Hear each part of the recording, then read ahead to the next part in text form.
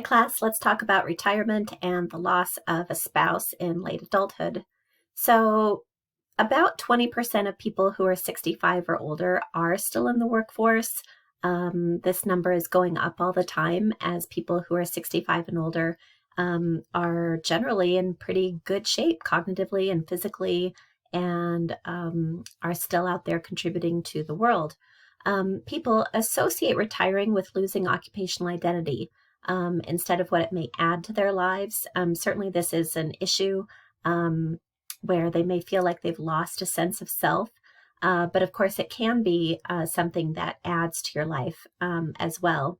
Retirement might be best viewed from a mental health perspective as a transition rather than some kind of a sudden withdrawal from full-time employment.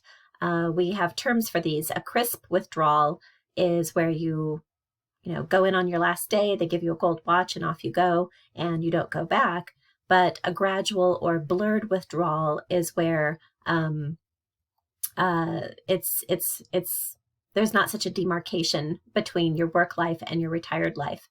It might be blurred because you reduce your working hours slowly over time. It might be blurred because you quit your full-time job and instead take a part-time job that's sort of lower, less pressure, less money, but still keeps you active. Or maybe there's a great deal of volunteering that's going on during the retirement, in which case that can also fit the blurred form of retirement. Less than half of men fit the crisp pattern. Many people hold bridge jobs. The bridge job is one between the end of a primary job and full retirement. People who do have the blurred retirement and have a bridge job tend to do better. They're more satisfied with their retirement and with their life overall. They say that the two most dangerous years of your life are the year that you're born and the year you retire. So you might consider that. The crisp retirement pattern, probably not the best way to go. It is true that is a dangerous year for death as we withdraw from the things that kept us going. I want to think for a minute about this idea of socio-emotional selectivity. Our book has an interesting little section on social relationships in late adulthood. And they point out that later life friendships look a lot like friendships in earlier stages of the lifespan, with some exceptions. Older adults tend to have fewer relationships, and they are less likely to develop new ones. As friends pass away and die, those friendships tend not to be replaced. Whereas if we're in our younger years, we'll probably replace those friendships. They have an interesting little section on socio-emotional selectivity, and I want to think about that for a minute. The idea of socio-emotional selectivity is that we form friendships for a reason. And those reasons are kind of varied. It might be that we are seeking information. Have you ever sought information from your friends, like who's the best lifespan teacher to take, or who's the best, which is the best club to join at school? I know I have sought out that kind of stuff from my friends time and again. What's the best way to potty train? What's the best way to deal with forgetful middle schoolers? Older adults will do this as well, information seeking. So it might be information about, I know some of the older people I know are seeking information about sewing patterns, or the best doctor to go to, or the best restaurants to try, how to take the new train downtown to downtown Dallas. So that's the information seeking. Self-concept is another sort of goal of relationships. We form our self-concept through the relationships we have with others. Other people serve sort of like a mirror for our self-concept. We view ourselves through the lens that they provide. So when your friend says to you, you're so smart, or you're so funny, or you're such a great listener, they are acting as a mirror and reflecting back to you what they think of you, and this informs your self-concept. And so this is true across the lifespan. We also, of course, use our friends for emotion regulation. Every time we call them up and say, I just need to vent, Can you just listen to me for a second about this thing? We are using them for emotion regulation. So older adults are doing these things as well.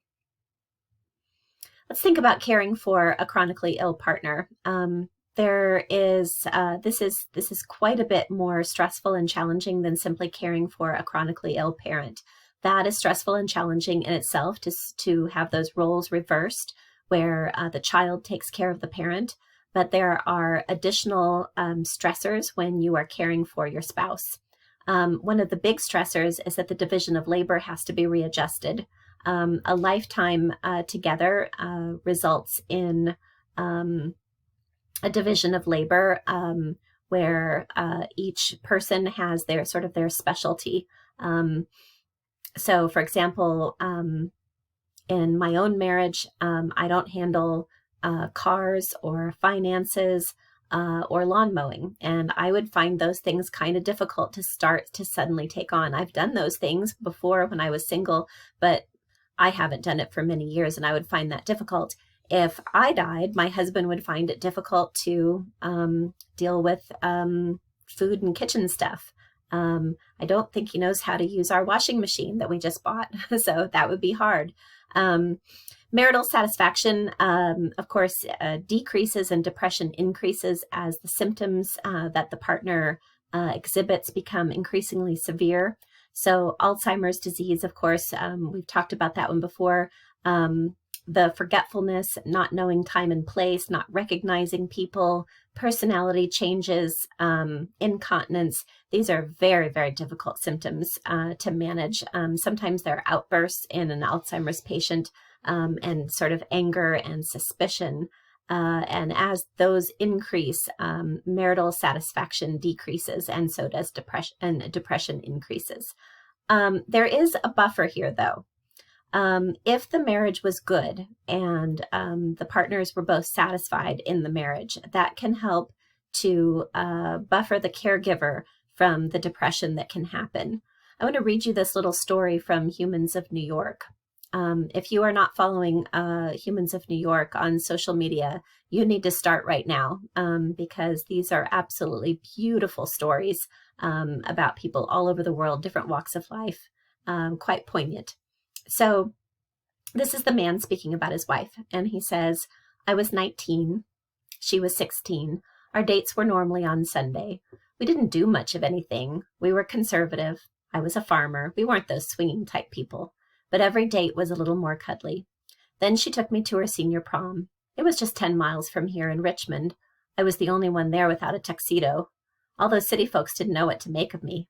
I can't tell you when we fell in love. I can't even tell you when I asked her to marry me. It was just natural. I think we were just sitting in the car and I gave her a ring. I don't have many big moments to share. We were simple people. They were all happy days." We celebrated our 50th wedding anniversary in Branson, Missouri.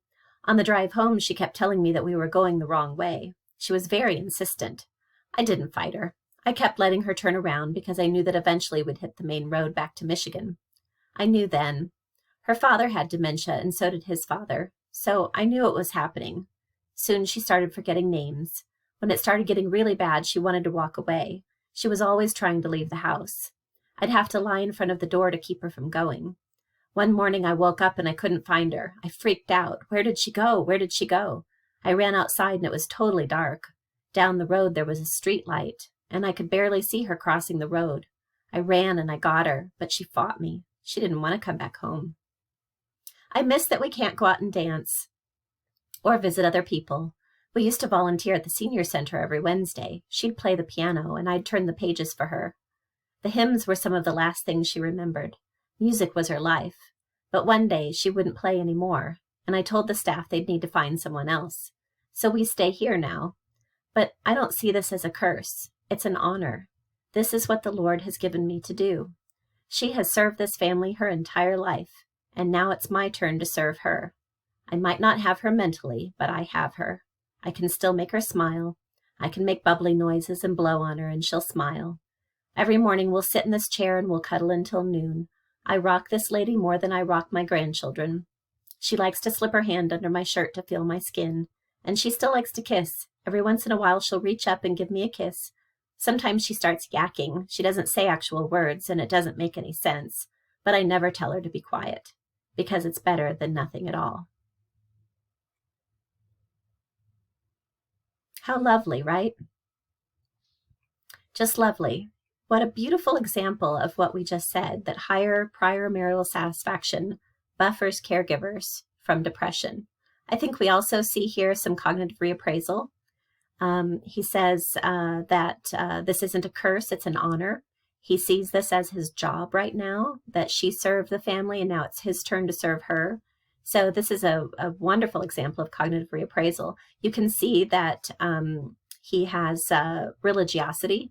The Lord has given him to do this. So I think there we see some emotion-focused coping. This is what I've been given to do. And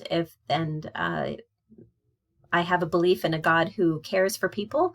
And so this must be what I'm supposed to do right now. And I think all of these things are working together to give him meaning, even in the difficult situation. It's difficult to lose your spouse. When you lose your spouse, your risk of dying is increased for 10 years. Notice there are some cultural differences here. There can be extreme loneliness, loss of friendships, loss of family support. Families can really splinter when a matriarch or a patriarch dies. If you're 65 or older, about half of women will lose their spouse to death, and about 15% of men will lose their spouses to death. Notice the difference in widow and widowhood rates between men and women. And that's because, as we saw before, women tend to live longer. Women's average age life expectancy is 80, whereas men's is 75. Widowers are men and widows are women, and widowers too tend to recover more slowly than widows. This is probably due to a couple of things. Number one, they're probably older if they have died before their wife. And number two, men just tend not to have as much of a support system. Men tend to have fewer friendships, especially in late life. And then our textbook points out it's also partly because they're not as used to doing the household tasks. So that division of labor thing comes up again, and they tend to find this a bit challenging. However, a widower is much more likely to remarry and form a new romantic relationship. Okay, that's it for retirement and loss of spouse.